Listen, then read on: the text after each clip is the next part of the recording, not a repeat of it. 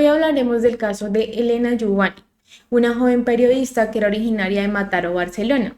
Ella nació el 27 de febrero de 1974 y para el momento de los hechos tenía 26 años. Para el año 2000, Elena consiguió un trabajo en la localidad de Sabadell, por lo que toma la decisión de irse a vivir allí. Todo transcurría con perfecta normalidad, hasta que en septiembre del año 2001, cuando Elena llegó a su casa, encontró junto a su puerta una botella de horchata y unos pasteles. Junto a la comida había una nota que decía: Elena, sorpresa.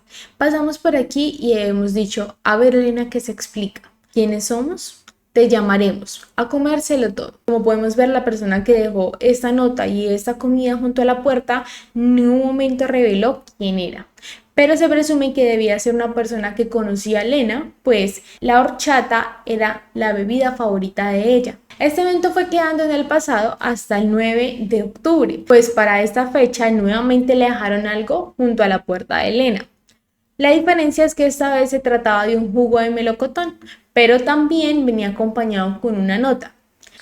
Junto a la nota básicamente decía que esperaba que se tomaran este juego con el mismo sentido del humor que ellos, que posteriormente iban a revelar quién había sido o quién era el autor de estas notas y que les gustaría mucho coincidir en una excursión, la Unión Excursionista de Sabadell. En esta oportunidad, Elena decide tomarse el jugo de melocotón, pero pronto se empezó a sentir muy mal, por lo que posteriormente ella manda a hacerle el análisis al jugo para saber qué contenía y resulta que allí había un somnífero muy potente. Elena tenía 2 citas programadas para ese fin de semana. La primera era para el sábado 1 de diciembre. Ella había acordado verse con su padre Joan para ir a comer, pero a pesar de las múltiples llamadas y los intentos de su padre por comunicarse con ella nunca apareció, nunca respondió el teléfono y su padre nunca supo de ella durante ese día. La siguiente cita que Elena tenía programada era para el domingo 2 de diciembre. Ese día había acordado verse con una amiga, pero ella nunca llegó a la cita. Debido a esto, pues la amiga, preocupada por la situación, decide comunicarse con los padres de Elena e informarle que pues ella no había llegado a la cita acordada ni se había podido comunicar con ella. Cuando el padre recibe esta información, claramente se alarma, se comunica directamente con la biblioteca y la biblioteca también le informa que Elena no fue a trabajar el viernes. Ante esta situación, pues el padre se dirige directamente a la policía pues para comunicarle sobre la desaparición de su hija. Es así como Joan se entera que su hija realmente se encontraba muerta. La pregunta es: ¿qué pasó? Según lo informado por las autoridades, el sábado un hombre salió a su balcón. De allí pudo observar un cuerpo desnudo con la cabeza desfigurada. Al principio la policía no podía determinar de quién correspondía el cuerpo, pero gracias a la denuncia de Joan se pudo confirmar que se trataba de Elena.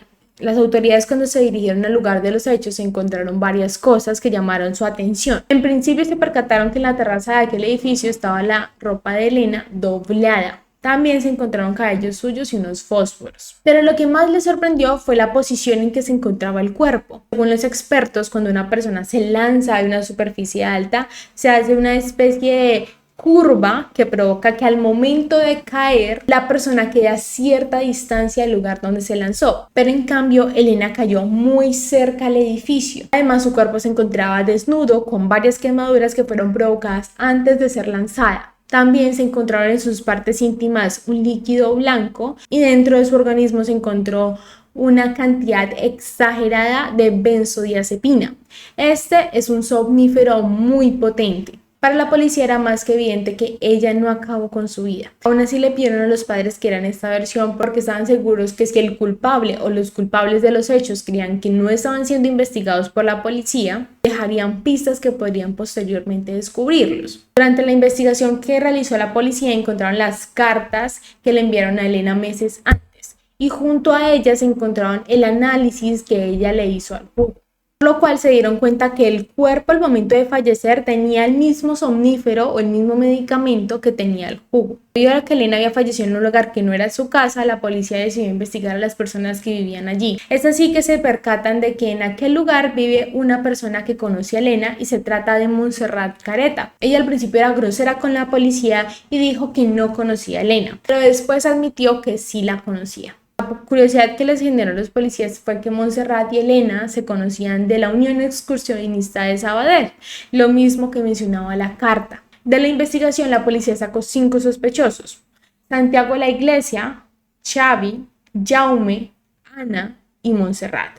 Por lo que la policía tomó la decisión de interrogar a estas personas solicitándole que les dijeran qué habían hecho el viernes 30 de noviembre del año 2001. Ana tenía coartada, por lo que fue descartada inmediatamente. Pero las otras 4 personas tenían incongruencias al momento de declarar. Por una parte, Xavi y Jaume habían dicho que habían ido a un bar, pero los dos dijeron bares diferentes.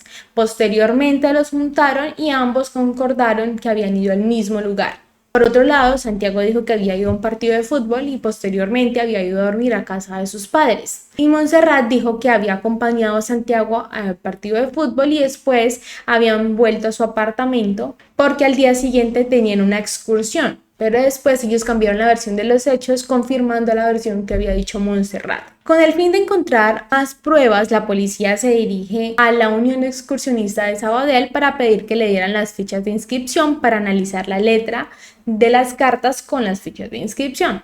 El error que cometió la policía es que solamente analizaron 2 fichas de inscripción, que fue la de Ana y la de Montserrat. El primer análisis determinó que la letra de la primera carta era muy similar a la de Montserrat, y la segunda determinó que habían 2 tipos de letra, que una era la de Montserrat y otra era la de Ana. Esta no es una prueba contundente, pues hicieron varios análisis y todos arrojaron un resultado diferente. Debido a que la policía creía que las cartas las había escrito Monse, deciden ir hasta el apartamento de ella. Allí se encontraron con Santiago.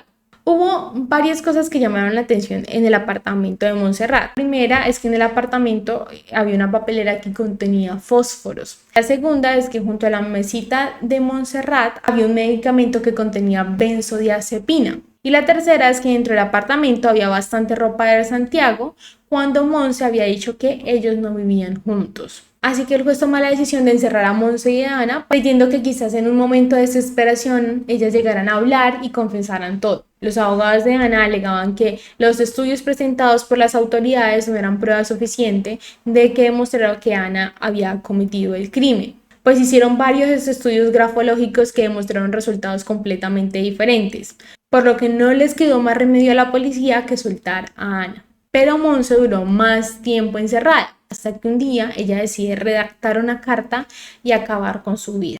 Después de esto, la policía quedó sin herramientas para continuar con la investigación. Es por esto que deciden archivar el caso. Lo curioso es que 20 años después salió una serie que empieza a hablar sobre los hechos del caso. Esto provocó que crearon un grupo en donde empezaron a compartir información que les ayudó a aperturar el proceso. ¿Recuerdan que Monse y Santi habían dicho que el sábado iban a ir a una excursión? Pues resulta que las personas que fueron a esta excursión dijeron que ellos no habían ido. Además, tenían pruebas que acreditaban que ellos no estaban allí. Pues ese día los excursionistas decidieron tomarse una foto y efectivamente allí no aparecen ni Santiago ni Montserrat. Lo mismo pasó con las personas que habían estado en el partido de fútbol en el que supuestamente Santiago y Montserrat habían ido.